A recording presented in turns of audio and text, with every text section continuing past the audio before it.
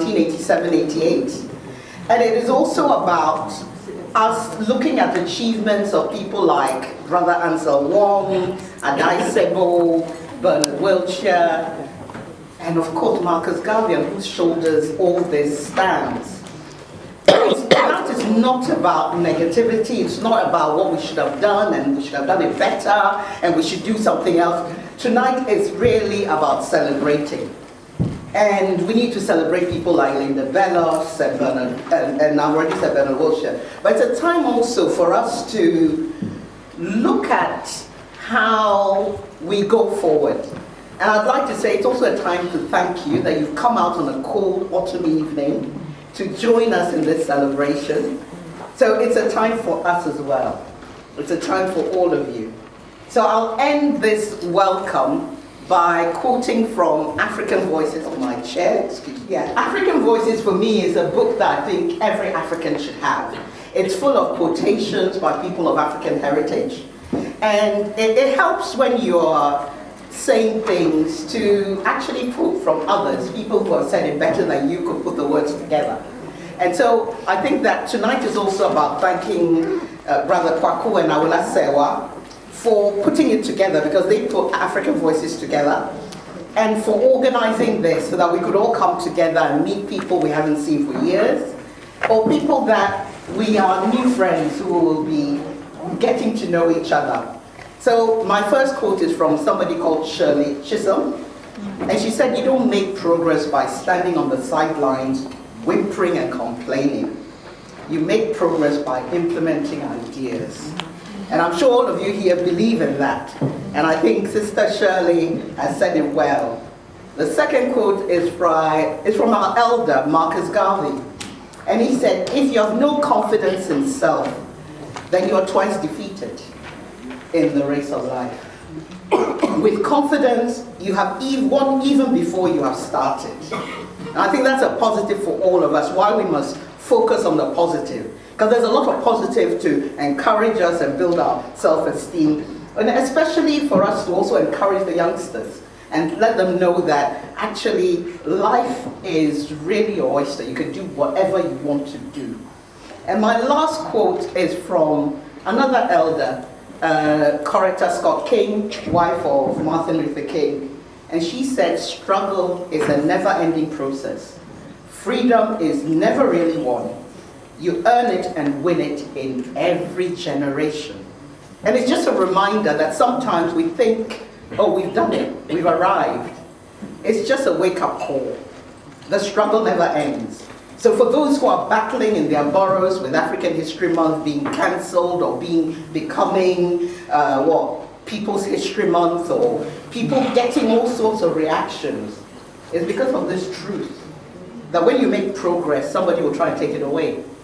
Unless you are aware of the fact that struggle is a never-ending thing, it's part of life. It's like you don't stop breathing because you breathed when you were born. You continue breathing, and struggle should be part of our DNA. Always fighting injustice, always standing up for the things that matter, always trying to make a difference. And I will, so that is to welcome you all and to thank you for making the effort. And I bring you greetings from one of the assembly members. His name is Umesh Desai, and he represents City and East London. And unfortunately, he has to go to show racism the red card, so he hasn't been able to stay, but he gives you his greetings and his support and says he hopes to meet with you at another time and support the work that all of us are doing in our various ways. So thank you very much, and welcome again. Thank you for coming, because it's a long journey, but I just want to introduce this chap here, and you not believe it. I respect everyone being in here, because we do events, and we've now lately what should I say, we've realized that we do three things.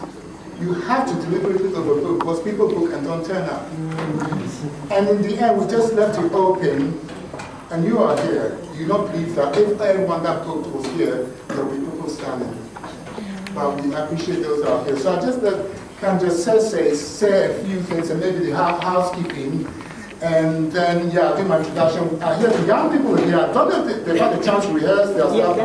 Fantastic. Okay, so without further ado, yes, to Kanja. Greetings. You see the way he just held my hand? Like a father will hold a son's hand. Because that's the relationship. I have so much respect for this man. I've known him for a long time. I used to be part of the student movement for organizing protests, Black Student Conference, trying to mobilize students. So, source of knowledge, I will always go back to Brother Kwaku. And I'm so pleased to see the turnout, and I'm sure you'll be happy with the turnout as well, Brother Kwaku. So, I work here at City Hall. I'm part of the community engagement team, so we coordinate the mayor and the deputy's mayor community engagements. So over the summer and throughout the next year, we would love to see more of our communities represented here at City Hall. So we really love you to come out, whether you want to plan some events, either through Kwaku or whether it's through myself, come through and let's talk about it, because this space belongs to us all, and this place should be yours. It's a public space, it's your space in London as well. So I would want to see more of this to take place, because this building shouldn't be, just because it's in this area which I call the city area of London, but it's our area as well. It's very historic for us to be here, and we shouldn't just leave it to other communities, other organizations to be booking spaces here. I've got a message as well that the mayor wanted to pass on through, for me to read out. So Black History Month is an important event as part of the British calendar. It's not only a time when we should be telling the stories of people of African descent and Caribbean descent, but it is the annual moment when we're reminded about the gaps in historical narratives. I'm very seriously and taking my responsibility to make sure that everyone, not just the privileged few, have the opportunity to tell their stories. I am committed to being a mayor for all Londoners. Every Londoner's story matters, and every community in London should have a voice here in City Hall and a genuine opportunity to shape the future of this amazing city we call home. Now, I'll quickly tell you about the community engagement team. Just over a year ago, that's when we were actually set up. We started off with about 2 people within the team, and now we've grown to about 9 people. So that's how much the mayor values community engagement, and we would really want to be able to genuinely engage with London communities, but we need your help to help us do that as well. So coming to events like this really does help that, showing support to organizations, grassroots core organizations who hold events in this building to turn up and actually show in numbers that we actually do value this space, and we do have value the events that we put up. It's important that we do that as well. So I'll share my contact details and our community engagement details as well with you, and then through Kwaku as well. So therefore, do get in touch with us as well. But thank you, do enjoy the events today.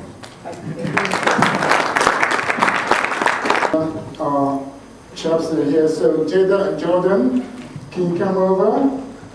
Right, so you're going to use your cue cards. I printed something, but you see, I really respect these guys. What are your parents? Well, hey, okay. Oh, only mommy today. Daddy's not here. Okay. Right.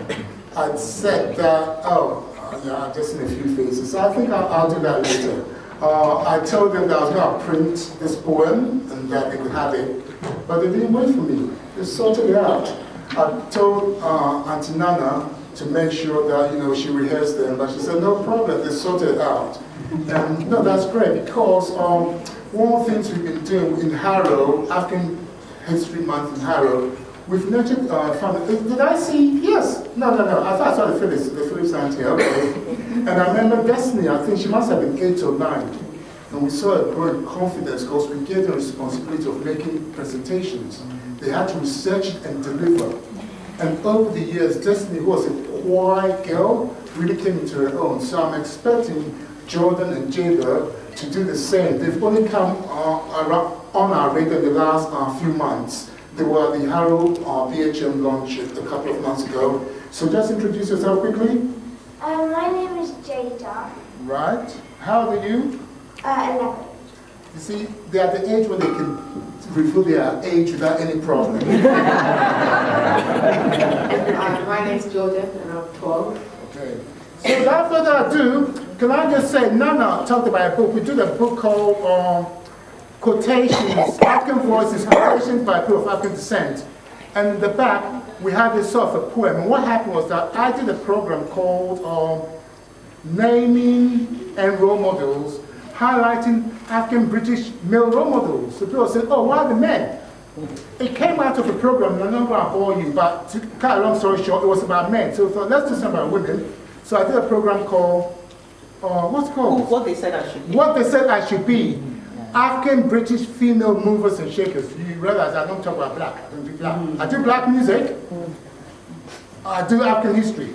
So then we did the women. So this poem was a synthesis of some of the things that the people said into a poem. So Jada and Jordan, take it away. You can use the microphone. Should we give them an applause? Yes, please.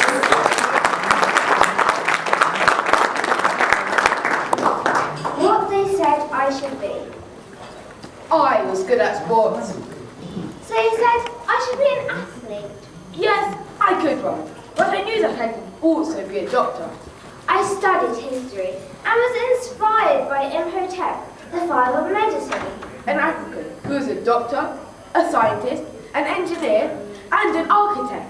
He was a doctor over 2,000 years before Hippocrates. I learned that chemistry came from Kemet, the ancient name for Egypt, and I was inspired. I would be a doctor, I vowed. History taught me so much about the importance of education in Africa, going back thousands of years. I learned about seats of learning, like the ancient University of Timbuktu in Mali, and I said, I can, and I will. I can be whatever I want to be, so long as I work hard at it. history also taught me that the great African empires of Ghana, Mali, Songhai, Zimbabwe, to name a few, had great African administrators, lawmakers, architects, doctors. And I could be a doctor. If I wanted to, My teacher said, you will be a great athlete. I said, I will be a great doctor. if Imhotep could be a doctor, scientist, and architect, why couldn't I be an athlete and a doctor? 4 years later, I got a place at King's College. A few years later, I qualified as a doctor and took what should have been the Imhotep oath. I am grateful to all those who encouraged me to reach my full potential and not simply become what others had decided I should be. I am also grateful to the African women who inspired me, nurses like Mary Seacole and doctors like Dr. Veronica Ubi. They said I should be an athlete. But today, I am a doctor. You can be whatever you want to be, If you are prepared to work hard. Thank you for listening.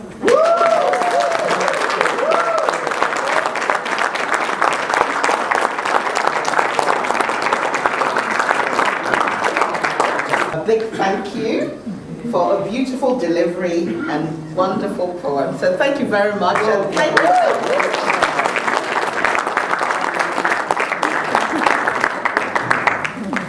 We don't use African Caribbean or maybe we are all of African heritage or we are Africans, because there's a Congolese proverb which says, no matter how long the log has been in water, it doesn't become a crocodile. So it doesn't matter if you went away, you are still one of us. So thank you, my sister. Thank you very much. I am Joyce Reading from Croydon, and I'm involved in politics, Labour Party. So I'm always campaigning. I must look at it this way, history matters a very great deal to me. I'm British born, my parents are Jamaicans, and I had the great opportunity of living in Jamaica for 18 years, where I went to school from the age of 3 to the age of 21. And for that, I'm eternally grateful. Maybe the decision my parents made was not about, it was difficulty that they had in Great Britain, why as a British born I had to go to school in Jamaica and live with my parents. But it's the best thing that could have ever happened to me, because I'm all that I am because I had some amazing teachers in Jamaica that nurtured me all the way. And it doesn't matter all the isms and difficulties that I've had. it was those teachers who did so much for me, believed in me, been hopeful for me. And even when, here they maybe would say autism, but I had difficulties in learning, boy, they were patient. Come and sit beside me after school, one-to-one, and they did some amazing work with me. And guess what? Even when my child was excluded from school here in Great Britain, where do you think I run off with my child? Jamaica. And where do you think this child is heading in September? University. Yes. After being excluded many times from this country. So guess what? She asked me a question, but I took it in the direction that I want to take it. Take something from what I say with you. I am all that I am because somebody encouraged me, somebody motivated me, and somebody told me that I could. And it's those people when I went to Jamaica. And for that reason, I came back here to this country at the age of 21, and I've made significant contribution to Jamaica in every way. But I'm also in and out of Jamaica as well, making that contribution, remembering those footsteps that I trod in the country parts of Clarendon, Jamaica. Well, guess what now? I'm going to say this to you. The things that matter to us, I did history. Marcus Garvey matters to me, Paul Bogle, and those amazing Jamaicans that I know about, Paul Bogle, Sam Sharp, Marcus Garvey, born in St. Anne. So Marcus Messiah Garvey, if there are children here, is from Jamaica, and he was born where? In the parish of St. Anne, Jamaica. An amazing champion, a cause for injustice. He never gave up. And do you know what? Jamaica has some strong, rebellious people, and we are great leaders, and that's why one day I'll become your Prime Minister. Thank you. Thank you so much for that. So we had an African from Jamaica telling us all about how wonderful life can be. But remember that none of the Maroons came from Asante in Gold Coast, Ghana. So that's the connection. That rebellious people, well, why not? I would say there's another thing, they're assertive people. They're people who stand for rights. They're people who help the rest of us. And as Marcus Garvey said, he won't give up an island for a continent because he remembered that he's still one of us. So quickly before Kwaku comes, I will call Toyin. Toyin, okay. Wow, why is history important to us? I want to go the other way around, why is it important to us? I think one of the things that we sometimes forget is that we all have agency. So sometimes when we're looking at history, we're kind of like sitting and romanticizing it. We're looking at things in the past, which is very important because as John Henry Clark says, it works as a compass for us. But why it's so important to us now is to be able to also remember that we are part of history. We are always making history. What happened 10 seconds ago was history. What these young people did, and thank you for that wonderful, it was kind of like a poem play kind of act kind of thing going on. It was history. And so we have agency, we have the power to shape our destiny. And we can use the past as a roadmap, as a tool to tell us what is possible, what isn't, what has worked, what hasn't, how we can improve on those techniques. So I'm going to leave it there. Thank you so much. Oh, this isn't working, I'm not sure. Unfortunately, I've got this new gizmo that's supposed to work its on.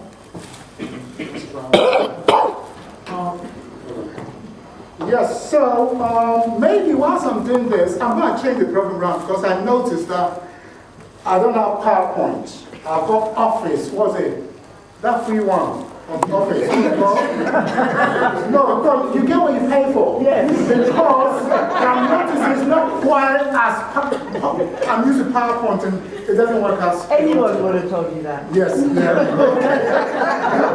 Okay. Indeed. Oh, hello. Yeah. I did go on a EasyJet flight once, and the pilot said there's nothing like free lunch, so you have to pay for your lunch. Yes, okay. Right, so what I'm going to, I don't have as much control on this as with PowerPoint, so I'm just going to go through my presentation, shift things from, because I can't stop in the start. I was supposed to have an introduction and then come back later, but since most of you haven't seen the program, just get on with it.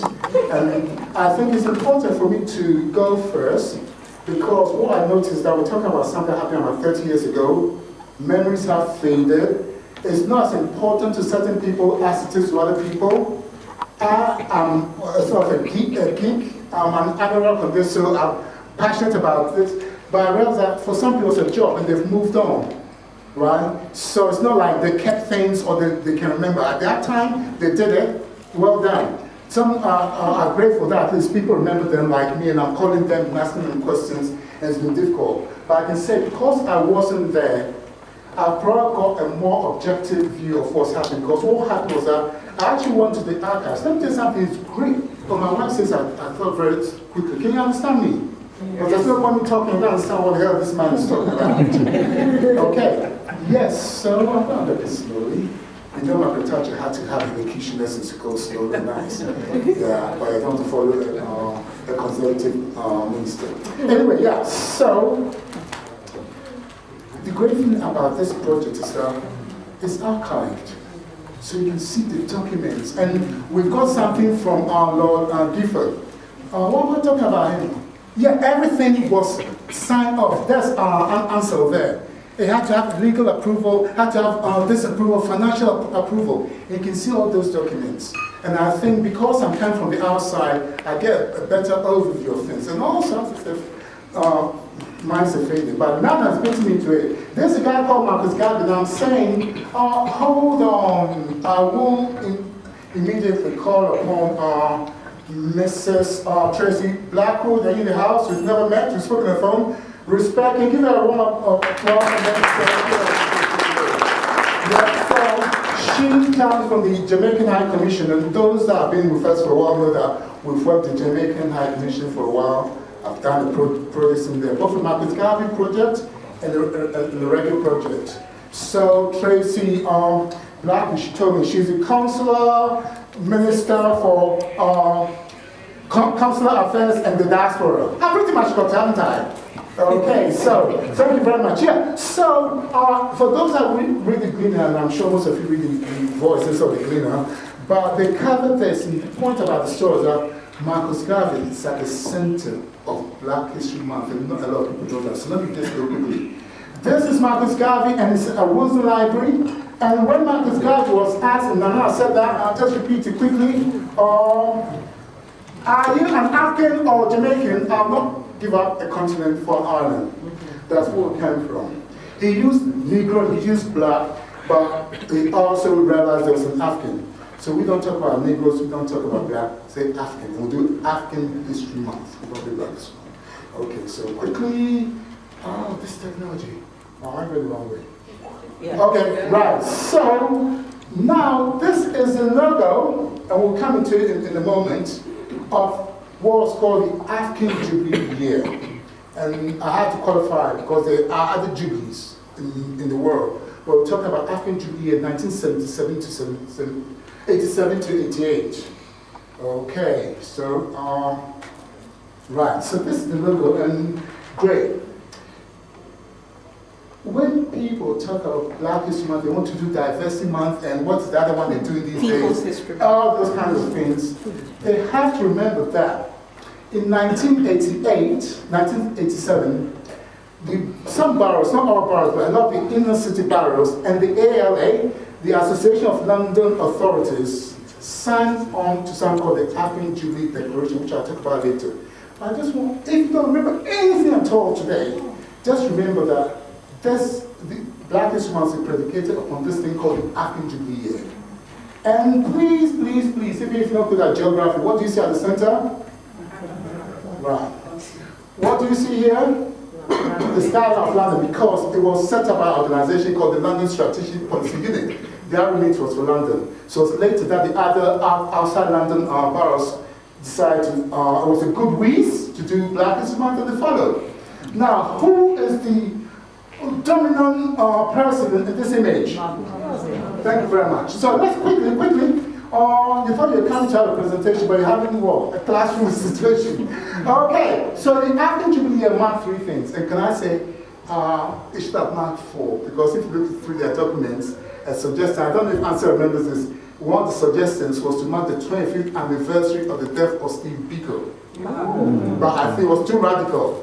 Having said that, Islington has got a Steve Biko road, or it's an estate, I saw it recently, but only Islington will do that.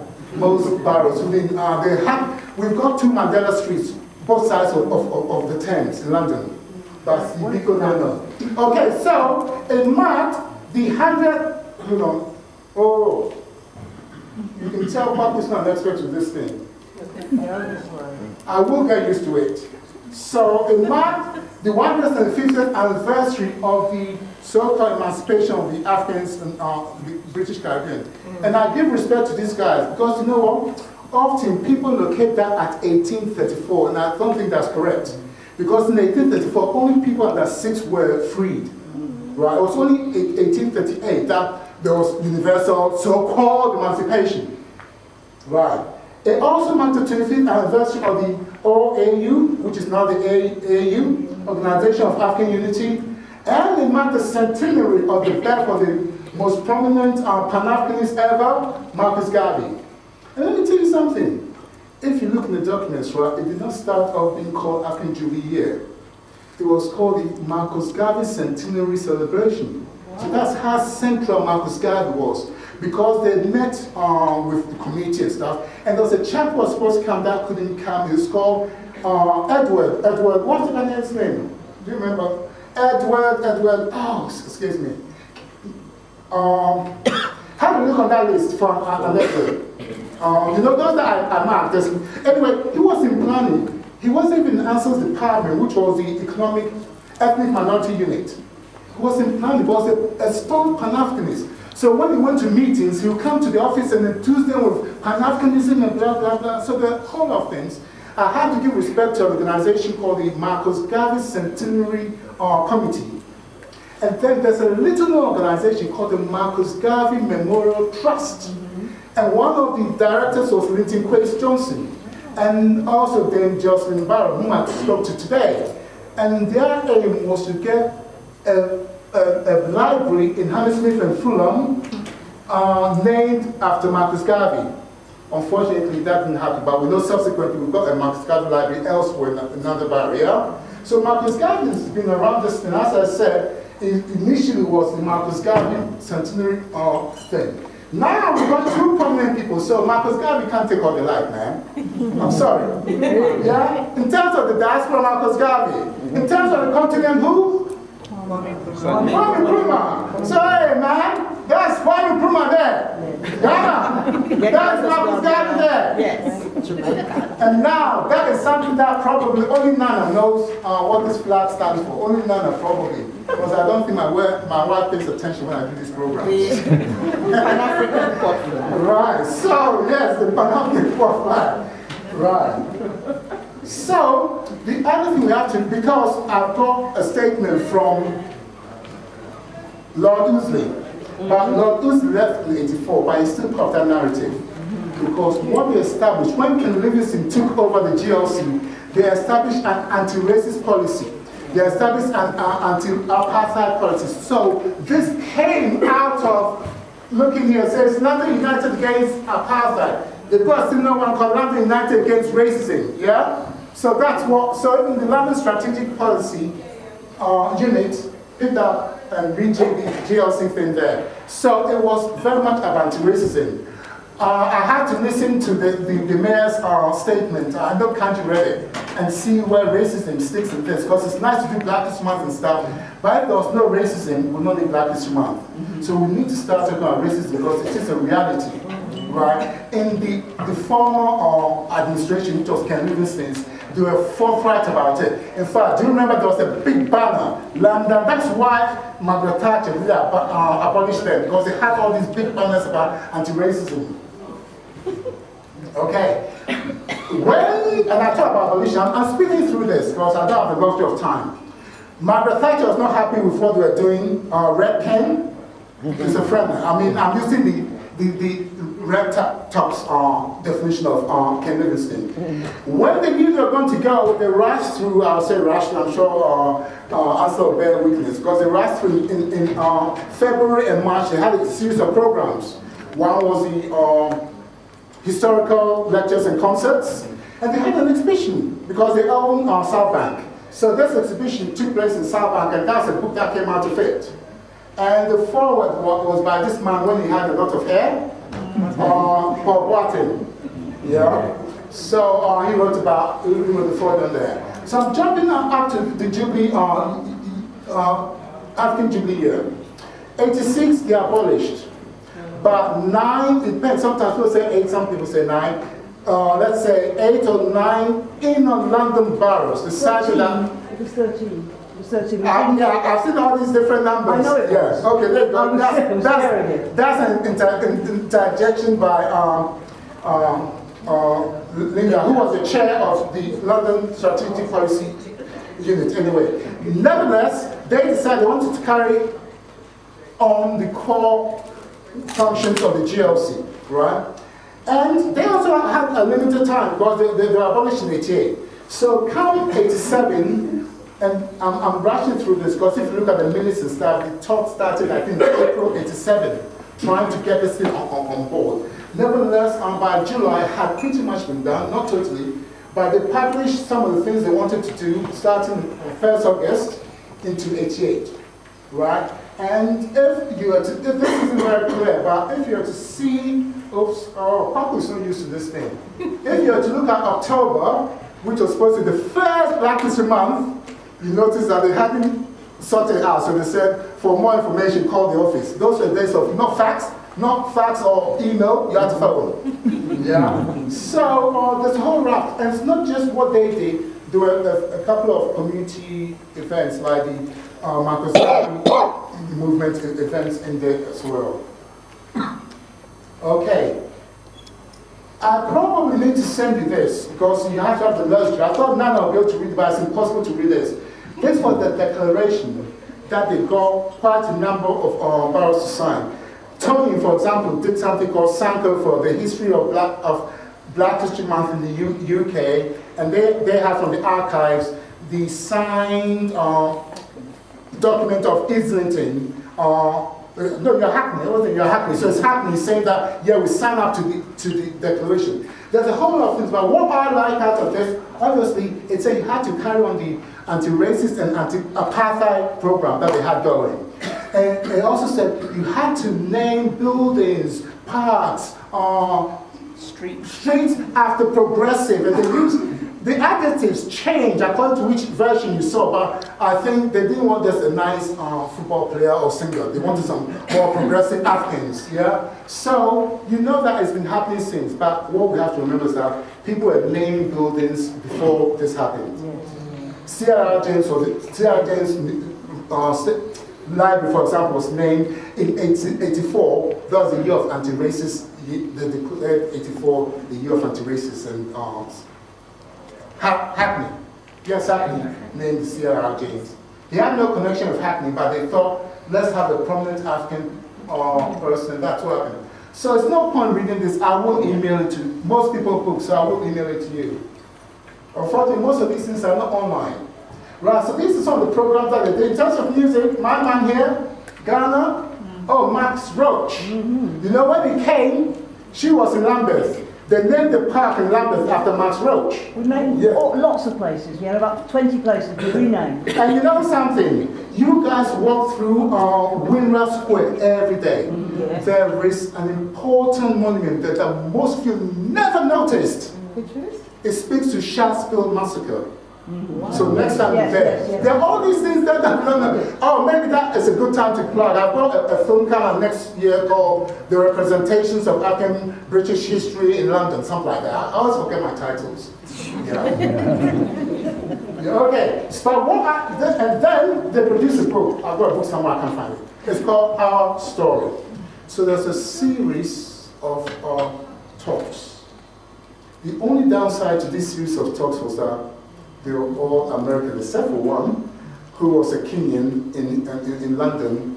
It's like there were no African historians of substance to invite. So we had all the big wigs. So if you're into African history, global African history, you know the names. And so I just want to pick up some of the dates. So we're looking at, here is the first one, 1st October, but the talks predated October 87, you have to understand that, yeah? So in March 86, for example, I think from 6 to 9, they came to London and did a whole series of talks. Some were at County Hall, which was where the GLC used to be. Some were at community centres. I think they did one, for example, about the West Indian, the one in Haringey, Tottenham, West Indian, yeah. So they did one, they did community centres as well. And I love my sister Linda, so I just want to make a clarification. The first official Black History Month event under the auspices of the London Strategic Policy Unit, because remember the GLC had been abolished. So under the auspices of the London Strategic Policy Unit, on the ILEA, who came in quite late, and also the ALA, Association of London Authorities, was 1st October 87, and it was in County Hall. It was in County Hall, not because the GLC was abolished, but there was the ILEA. So, and then this is the first person to give a presentation. Actually, it wasn't him, it was, I think, Bernard Wilshire did the introduction. And also my sister, whose name I'm sorry, I'm an African, is shame I can't pronounce a fellow African's name, but a Kenyan sister who I think used to work in Africa Center also did a presentation. So at least they had one woman, not American, who was from here. She did the presentation, and they compiled all these things. So the first presentation I just want to read is the meaning and challenge of African history. We're not doing Black history, African history. Yeah, Dr. Marijuana Karenga, 1st October 87 at County Hall. Okay, I'm just going to whiz through these things. And then you have page 2. Yeah. Okay, they did quite a few things, so which one do I want? What about this? Dr. Francis Cress Wesley, the white supremacy system and the white supremacy mindset and the AIDS Holocaust. How many times are you going to see that type of title in a statutory body-funded event? That's how radical these guys were then. And we're going to end with a quick discussion, the way forward. Can we have these things in 2018? So we will talk about that.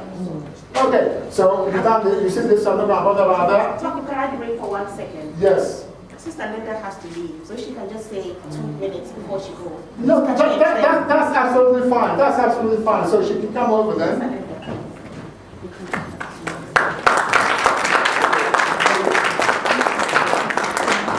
Right, so let me just say, since Linda lives outside London, so it's an honor that she came in here. Yeah. She came, and she was the chair of the London Strategic Policy Committee. Unit. Oh, there is a committee. Yes. Committee. You see, these people have forgotten all these things. We have to remind them. He's so right. You have to remind them. So, she was the guy. Quickly, I'll give you 2 minutes at the most. This is not about me, but I was involved in some of the movement, and it is important to include women who were there, because we often get written out of history. I'll be mentioning some of them. I know. Brother here, he's heard, he's listening, and that's very important. But at the time, and before that, I and many other women were anxious to ensure that, and Brother is right, not just black, but African. Being proud to be African. As I had to say to my colleagues on many occasions, you know, the guys didn't get to the Caribbean on a cruise ship. We are African. We are all African. And I think we have to revisit the politics of not just the colour of our skin, but our heritage. It has much to forgive me, I'm not well, I can't remember all my words, but to teach the world. And it's so wonderful to see all of you here today.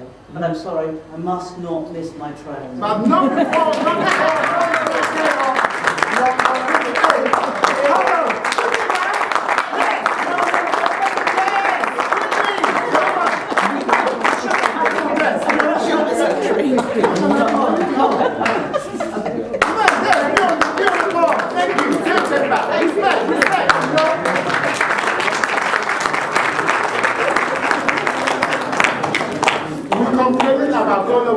crossing the river. This woman has come from Norwich. Not Norwich. Yeah? So seriously. Okay, let me see if I can really whiz through this thing. Nana, Yeah. You have to read some stuff. And let me look at time because if there's going, you know something, with all due respect, I want to manage time. So we might cut some of these things short so that I can email it to you. Because, yes. Yeah, so now, just do the first slide. Okay. My reflections of Greater London Council, GLC, 1980 to 1984. The GLC election of 1980 resulted in Labour running the council, with Ken Livingstone elevated to the position as leader of the council, John MacDonald as his deputy, and the only black elected member, Paul Boateng, appointed as chairman of the police committee. The council decided to create an ethnic minorities unit, appointed Ken Livingstone as its chairperson, with the aim of helping to engage with all of London's minority ethnic communities, persuade them to prioritize involvement with the GLC, to help it gear services to meet their particular needs, to secure financial support, their self-help initiatives, and to contribute to the council's deliberations in tackling prejudice, inequalities, exclusion, and race hate in the capital city. I joined the council in April 1981, headed up the unit, appointed staff from multi-ethnic backgrounds, and we started to entice multicultural people's participation and to tackle the internal institutional racism, sexism, and social class discrimination. Okay, so we'll leave it at that. That is our Lord Ousley, right? So there's a bit, I'm quite happy to send these things to people, so let's move on. The GLC in those days was a hub of enterprise, energy, and enlightenment. But sadly, Mrs. Thatcher and Michael Heseltine were not amused and decided through Parliament to have the authority abolished. Not, however, before London's multicultural community became alert to the possibility of London becoming the most ethnically diverse city in the world, in which everyone can feel it is their own, but in most cases having to engage in the struggle for equality and justice for one and all. You know something? Lord Ousley is getting on age and not too well. He made an effort to write that out. Can you give a round of applause, please? Okay, hopefully addresses and technology works. I hope so. Also, I saw it moving. I'm so sorry that I can't be with you all this evening celebrating Black History Month. I'm in Africa working, continuing my contribution to the struggle, but on that continent.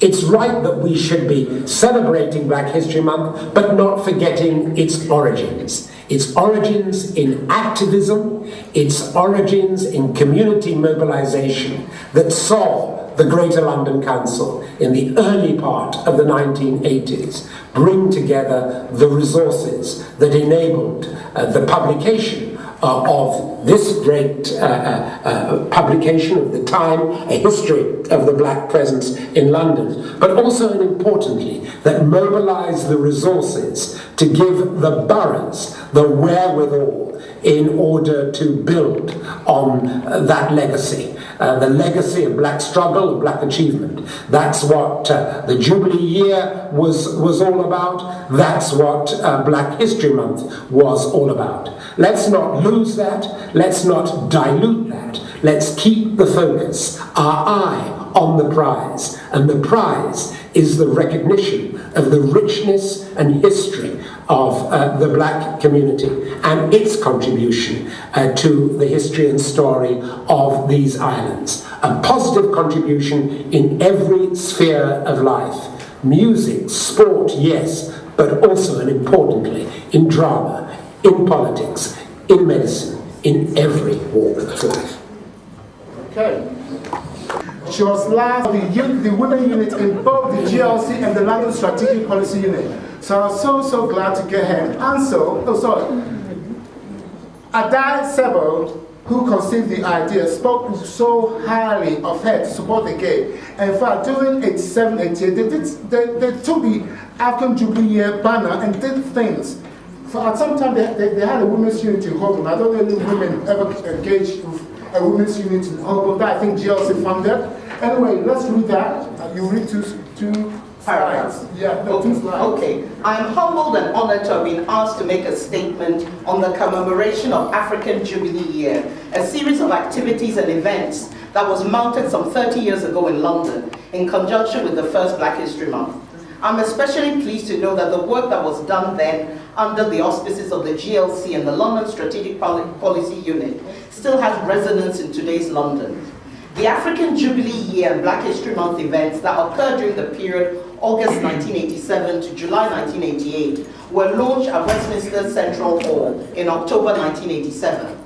The activities that followed were, however, particularly notable for their focus on African women, women from both the continent and the diaspora.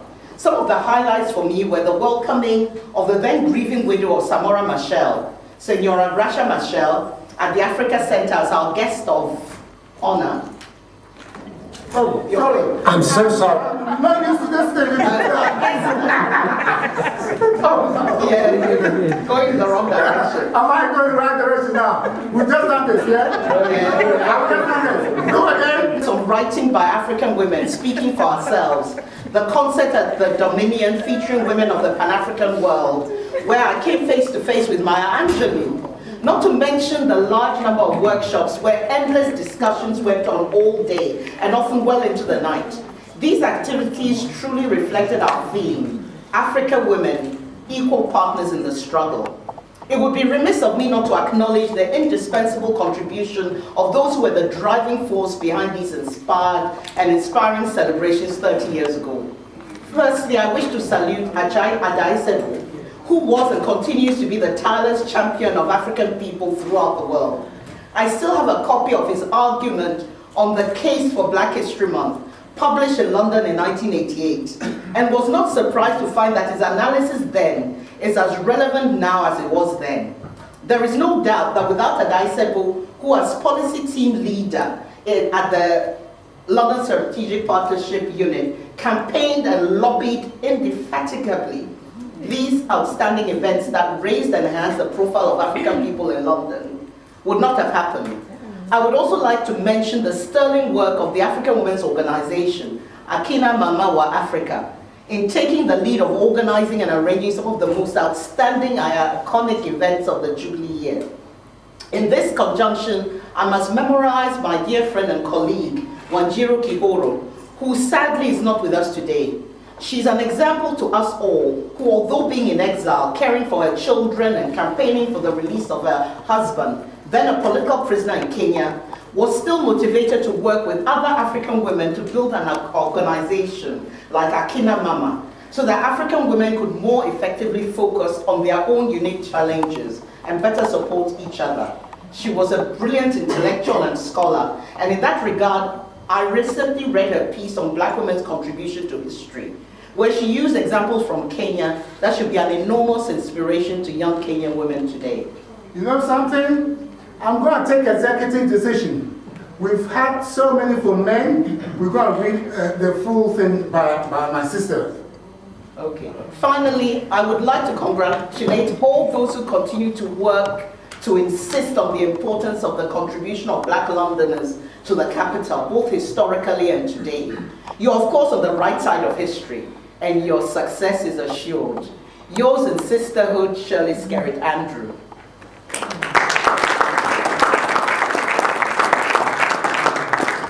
Okay, I did say memories were fading, and also the reason why I'll give for this here is that his firm took on some of the legal part of the work that we're doing. So he was honest to say he wasn't directly involved. In fact, I think around that period he talks about being more involved in the Broadwater Farm investigations that took place. But nevertheless, he had this little statement to say. Can you read it for us, please? I pay tribute to all those who created and sustained Black History Month. Without studying our history, we cannot understand our present. For instance, all children of every race need to know that the British Empire was not a glorious achievement, but a cruel period of conquest and enslavement for which an apology and reparation is due from the government of the UK. I'm now working in Jamaica and campaigning for reparatory justice. Wishing you every success for the meeting and beyond, Lord Anthony Gifford QC. And he's a member of the Jamaica National Council for Reparation. Indeed. at the time when people were rolling back the achievements that people had 30 years ago in terms of Black History Month or African History Month, we have to remember that one of the things as part of the declaration was that they enjoined statutory bodies to take their role as part of the 1976 Race Relations Act, and it is sort of rolled over into the Equality Act of today, which there's a section they have to promote good community relations, yeah? So that's an argument we can make towards our councils, particularly since we pay, what do we pay? Council tax. Council tax, there you go. So I think that's I do pay it when my wife does pay. I love this because this is from a community person, so we have to read it. Okay, my name is Nzinga Asata, and during the Marcus Garvey Centenary year, I was Treasurer and Fundraising Coordinator of the Centenary Committee. My documentation of some of the work of the Centenary Committee is now stored in the Black Cultural Archives at Windrush Square, Brixton. This includes minutes from meetings, photographs, and other items. At home, I have my Centenary plate and Marcus Garvey mug, as well as the Centenary calendar, which was created by the Pan-African Congress movement, who were very active in the celebrations. I know that Brother Pepperkai has a number of Garvey artifacts in the Marcus Garvey Library in Tottenham.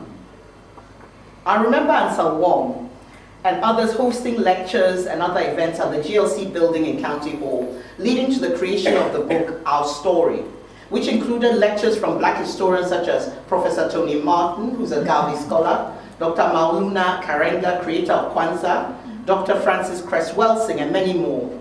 The Centenary Committee was launched in Tottenham in 1987 and was opened by the Mayor of Tottenham and Marcus Garvey Jr. People were very eager to... Yeah, well, please remember, when you go to Tottenham, the Marcus Garvey Library, August, I think 7th August 1987, the foundation stone was laid, and the foundation stone is in the library. No, we'll continue, because she's the only committee representative, so we need to hear her. Okay, go ahead. Have I done the right? Oh. I'm able to campaign to have the library in Tottenham on Phillip Lane named after Marcus Garvey. Blue plaques were placed at facilities where Garvey and his family lived when he worked in England. I personally organized and printed raffle tickets to help with fundraising. The raffle was drawn at the Marcus Garvey Centenary Conference, which was held in Manchester, and was overseen by Queen Mother Moore, now an ancestor, who was a staunch Garveyite and political activist from the USA. Amelda Inyang was also a very important participant. She was a Labour councillor from Lambeth and was coordinator of the Monuments and Projects Committee. There were numerous cultural events held in different parts of the UK. I recall events in Birmingham, Leicester, London, and Manchester. The Garvey Centenary was a great learning period for many of the community, including myself. It was at this time that I learned of the large body of highly skilled women who were part of the Garvey movement, and this laid the foundation of my book and poster about women in the Garvey movement. In October, is that her? Yeah. Okay. In October of the same year, I returned to Jamaica with my children, having left Jamaica as a child in 1959. We attended the Marcus Garvey Centenary Conference, which was held at the University of the West Indies in Kingston. Here, I was able to meet people who had actually known or worked with Marcus Garvey, and this included his niece, Ruth Prescott. I also met Sister Mariam Samad, whose father was a member of the Garvey organization. She was a baby in the movement and remembers Garvey. She presented a number of artifacts from her life in the Garvey movement, such as pictures of black angels, black dolls, and other such memorabilia. She has a Garvey museum in her home in Kingston. All in all, the Garvey Centenary period presented opportunities for people to learn about the great work which had been achieved by Garvey and the people who worked with him. For many people, it was the first time they had been exposed to such a breakdown of the achievements of Garvey. We learned about the Black Star Line Shipping Corporation, the Black Cross Nurses, the African Legion, Garvey's newspaper, The Negro World. We learned of the existence of books such as Philosophy of Opinions of Marcus Garvey, The Pan-African Connection, and the many... Yeah, we're going to continue, but before I do that, Sister Miriam Samad, she's got something on YouTube. You have to listen to it. So Google that name. Hopefully I'm going the right direction, Sister Miriam. And the many other books written by Professor Tony Martin about Garvey. The learning continues, and I'm sure that Marcus Garvey, you've gone too far. No, I thought you finished. It was just one line, so I thought you had it. I'm sure that Marcus Garvey's spirit and the spirit of other Garveyites are pleased with the legacy. So Nzinga Asata, author of Women in the Garvey Movement.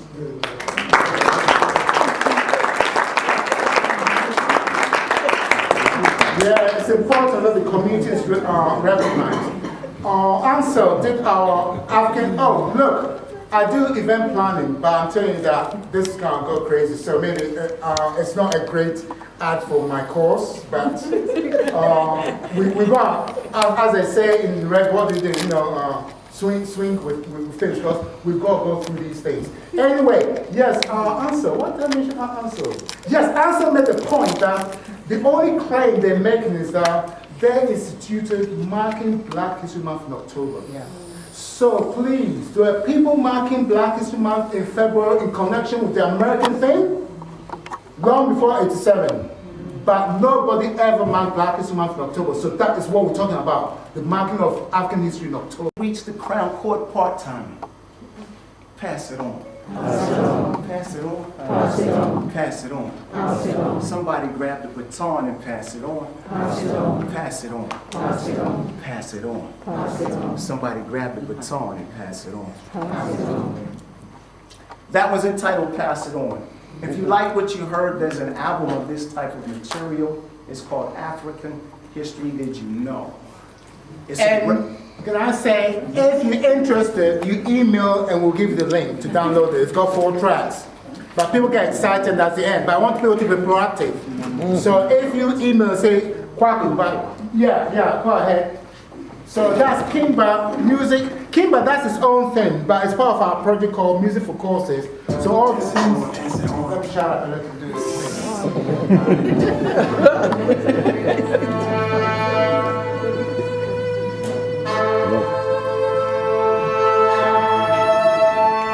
I'm a child of the motherland, destined so I understand. I belong on the top and not the underhand. My ancestors were great, I got no other plans. I'm a child of the motherland, destined so I understand. I belong at the top and not the underhand. My ancestors were great, I got no other plans. I'm a child of a great place. My bloodline's got a great faith. So it's time that minds take shape in the form of those who went before me, blazing history's pages with legacies of glory. Marcus Garvey, the Jamaican orator who led millions through racist streets and corridors, determined for equality, keys for indoor economic empowerment so blacks are never poor. He's one of many. We'll look at several more. So let's rewind, go back in time a bit further and take a look at Imhotep, an avid learner, an architect and engineer, and a physician, a philosopher as well with poetic intuition, knowledge beyond restrictions to others' measurements, applying a brilliant mind to various elements, speech refined, life defined by black intelligence, a child of the motherland, destined so I understand. I belong at the top and not the underhand. My ancestors were great, I got no other plans than to follow their paths. I am an African.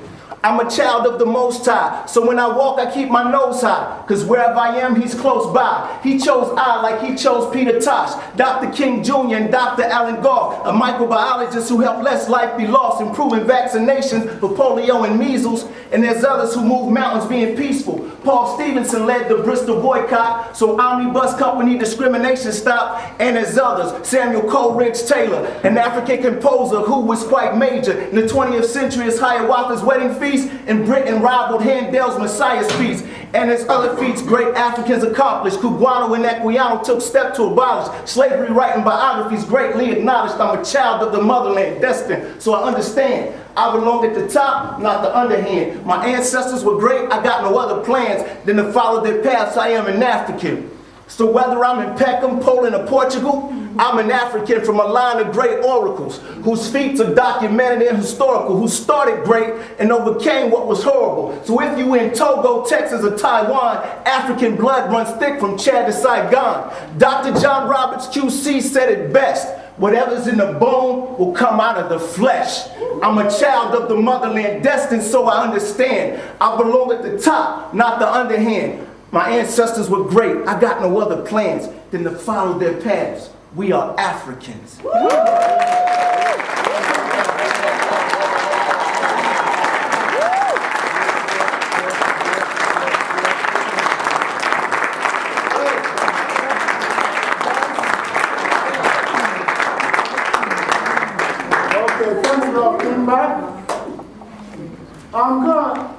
just a short excerpt or something because you can catch it on YouTube. Was it 2014? You guys, it must have been 2014 or 2026. No, yeah, 2016. Okay, whilst they do that, we can still talk. You have me? Yeah. No. I thought there were people. This one for our biggest audience. Are you with me? Yeah. Thank you very much. You make me feel like Brother Andrew, but Andrew is the one that really gets people. So my staff, he's very good at getting people. Yeah. See? Okay, so you did that. Yes, so 2016, Hackney did a program called Sankofa, or the History of Black History Month, right? And that was fantastic. The year before, we had done something called 25 Years On, where we highlighted the 3 first so-called black MPs. But you know something, I don't say black MPs. Do you know why? Because black MPs, they talk about 4. But Kivas was not the first Asian MP. There were 3. Can you believe that there were 3 Asian MPs for Kivas? So we focused on the first 3 African MPs. And then we focused on the 25th anniversary of the introduction of Black History Month. So that's what we did in Harrow. And it was there that we decided that moving forward, we're not going to do Black History Month, but the African History Month. My brother told him he had a website called African History Month, whatever. So he's been talking about African History Month for ages. And let me give you a little anecdote. Harrow used to fund, right, Black History Month. And one year, they didn't fund, but we do our thing. Funding, great. No funding, we still go on. And we advertise our thing as African History Month. First of all, the local people was confused because they thought, is that Black History Month? Just because we changed the name. Anyway, it's kind of so. Anyway, that exhibition in Hackney was very good. So although they do a season, so it went from October to January, it was still never enough. Because not everyone was going to go to that museum. So I asked their permission to film it. I did film it, it's online. If you Google, you put kwaku in, you put Sankofa, blah, blah, blah, you get it on YouTube. But although I've spoken, I think I just want to play this little segment because Toyin is speaking to African Jubilee Year Declaration. Why am I not having volume? Because somebody changed the thing. You should have put it back in. Yeah. You should have put it back in. Hey, where is he? Kimba. When you change things, put it back in. Where is he? You take it out. No. Use that. Yeah. Don't mess me up, Kimba. you know, so that's how I've done it. You know something? A lot of people are new faces. I can see Kathy and a few people I know. A lot of you are new faces, but I know what I like. There's some laughter in here. So it feels like a family thing, even though it's different people, it feels like, and that's what it's about. This is not a classroom situation, you know? So we just go with the flow. So that is Terry, and I think the volume is going to come down. African Jubilee. And so today when people are kind of like hijacking the meaning of it and sort of like throwing in more agendas around African History Month. We have here, for example, Garvey, which was the launch image used in 1987. And we had a very rich African program. So we had speakers like John Henry Clark, we had Sally Mugabe, who was flown over. I mean, it was very clear that this was an African-centered celebratory event. And this letter, this boring letter here, was a letter from the council, Hackney Council, confirming it's adopting the principles of the African Jubilee Year declarations. And what you see from this letter is quite a boring looking letter, but it's quite important because what happened from here was that the buildings and streets were named after famous African people, and so there was a rich legacy which is still here today. But when people hear the terms Black History Month, they don't know this history. They believe that Black History Month is some kind of party session, which to most of you maybe will think shouldn't be around anymore, or that every other minority group can jump into it. So I like this section here particularly because it reminds us that the birth of African History Month, which was then called Black History Month in 1987, was African history. It came from African Jubilee, and Garvey's message of emancipating ourselves, being independent in the way that we think, in the way that we learn, run throughout, and should continue to run throughout. I will stop there, only because for some reason sound isn't great, and we'll soon, as I said, we're swinging things. We've pretty much caught up on time, but there are a few people I want to recognize and a few things I have seen. So obviously we've recognized and so on. Can you give one more time?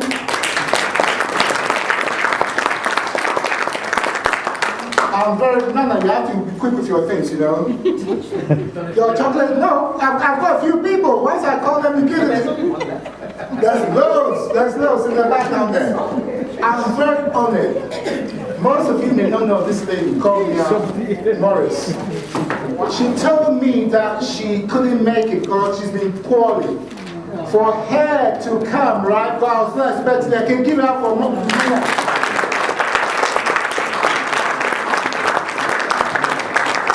By the way, Mia, for a long time, ran something called Black History, one of those Black History Month websites. They also did a publication, 365. And she got some deep-pocketed people to take a chance and have a Black History Month season in Wembley Stadium, some years ago, yes. So Mia used to work in the, she told me, I can't remember, but I know she used to work with Paul Boateng. She helped Paul Boateng in some campaign business and women's unit and so many things. That's Mia. So she was around 87, 86. Give her one more time.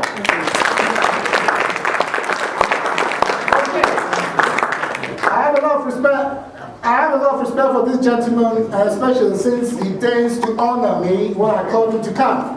Because I know how busy he is, right? This guy is called Brother Andrew Mohammed. In fact, please take a bow.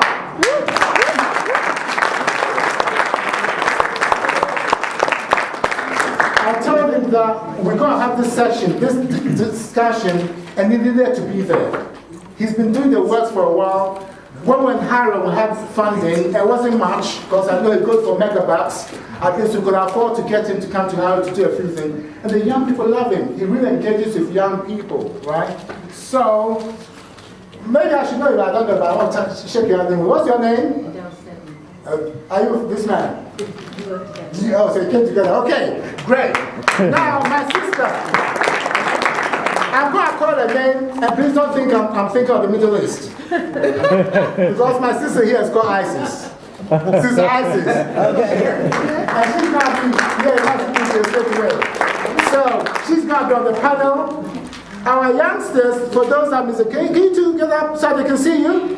And mom is proud over there. And mom is already proud over there. Yeah, so Jordan and Jada did a poem earlier on. They made an effort. They did all this, what they call cue cards, so they knew what you are doing. Yeah. Respect, respect. Yes, you can't sit down. You cannot sit down. I take a photograph of this man sitting down. I was going to angle on the children, but you changed. I changed. You have to be quick. You have to be quick with me, you know? Now, my man, I'm surprised he spoke because maybe I didn't tell him to speak because he told me, you know, I'm just coming to check it out. I don't really fancy speaking. But Sister Nana called him to say, my man here, let me tell you something, he was around the music business. When I started something called Black Music Congress, we had a chat, but we had a chat, we were talking. It was somewhere else. He got me to put an African logo with our Black Music Congress. That I love, you don't know, it's from the Adintra symbol. He was really, from doing dance music, that didn't say much. He had a 360, he had a 180 degree and became so conscious. This man, I'm going to tell you much. Google him, Tony Adbetu, legally.org. Thank you.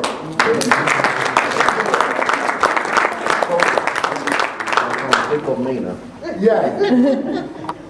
Sister Sarah, you may have to help with the chocolates if you want to wrap this up quickly, you know? Right. Thank you very much. So, tell you got a chocolate. Maybe it doesn't eat chocolate, I don't know, but that's all I can afford. I'm hoping that because I'm like, boy, maybe I've got comedian skills. Maybe I've got comedian skills because people are laughing, they wasn't intended. But right, come to this man. Hello, how are you? What's your name? We haven't met before, have we? David. Okay, what's the connection? What brought you here today? Your missus. respect to you. Because people say, why are there a lot of people?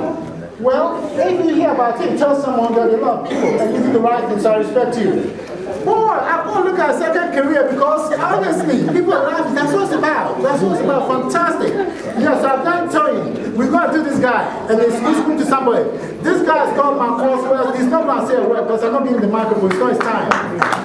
But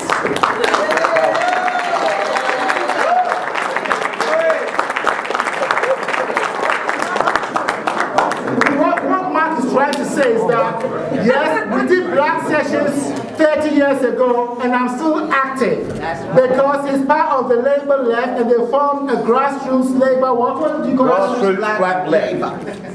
Grassroots black left. So it's still involved. You can Google it. Right. It's the new black section. When we did 25 years, we looked at the black section. So he was on the panel with Anselm, who looked at the Black History Month. But today is not his time. Though he tried to claim. You see, it's part of black sections, which was from the Labour Party, and tries to claim that they had a hand in Black History Month. Let me tell you, they didn't have a hand. But I'll tell you what, Linda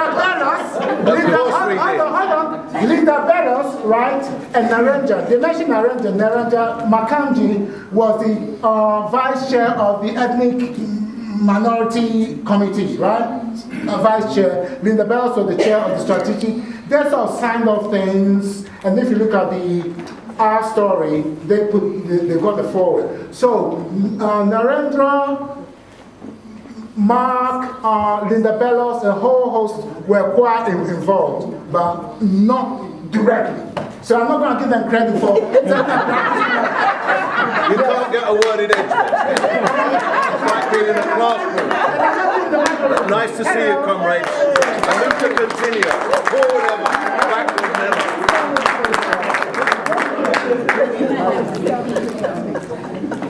Oh, I don't remember things. I'm terrible with my face. No. Okay, this guy can have something.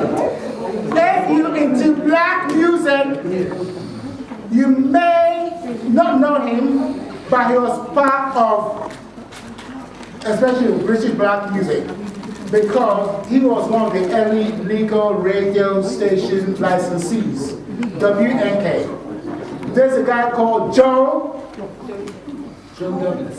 Douglas. So why is it that your email says error?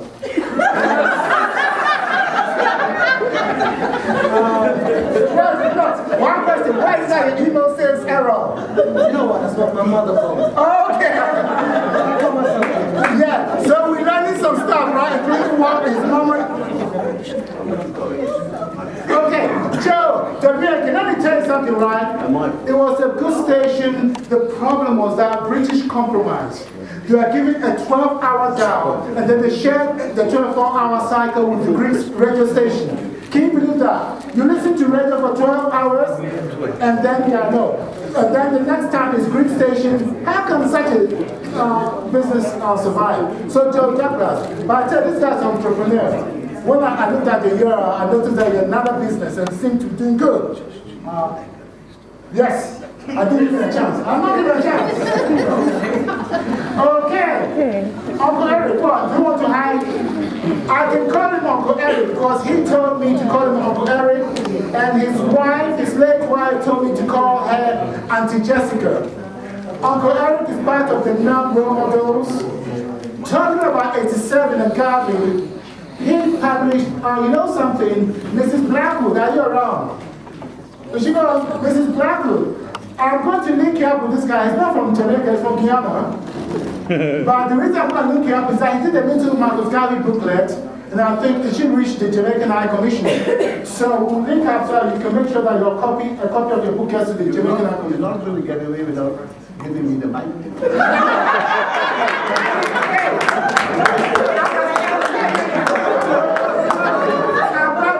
I think it's gone off right here, so I have to bow to that.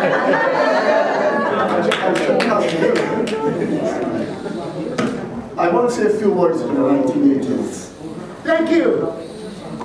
Hello, can we have one conversation, please? Black heroes in the Hall of Fame. Who remembers it? Yes. Was it in the 80s?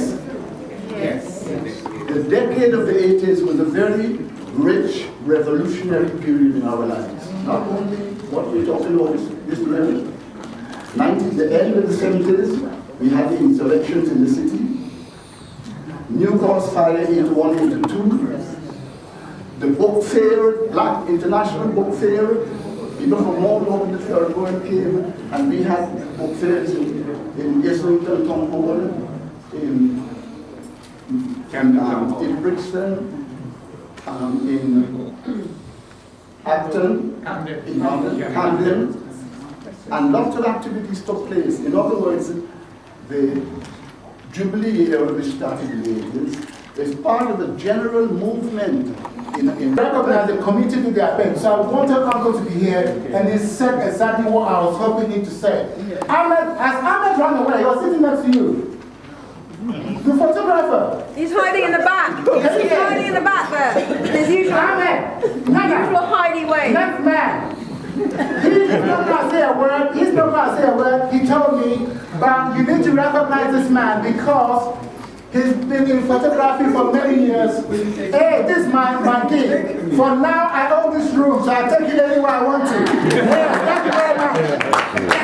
Don't worry, I'm not going to take the microphone because he said his photo's fake, right? I will send you a photo of the first Black History Month because Ada makes the point that we took over County Hall. Listen to me. Yeah. We took over County Hall by pouring libation. You know, it's a very African thing. And that's pretty much the first time they've done it in there. And he's got a photograph of that. But like everyone else, he's forgotten a lot of this stuff. I had to remind him of this. He's 30 years on, and I understand that. So a photographer doesn't know how to pose. He poses people, but he doesn't know how to pose. Yeah. So that's Ahmed Francis. So, and he was also credited as a photographic researcher. He took quite a few photos. He's still around. He's got a few. Listen. Oh, listen. He walked past me about 10 times, right? And he didn't know who I was. So I know he's never seen me before. What are you talking about? He walked by, and then he tripped like this, and he went like this. He thought I didn't catch him, right? It's because I don't have a camera. I catch him. I take a picture and I catch him, right? Yeah, okay. So, yeah, finish it. We found an extra. He said he wasn't going to take like this is smoking. Right. This guy, let's mention this guy. We came with him. None of you know about him. He's not going to speak. Don't worry about that. You know, I love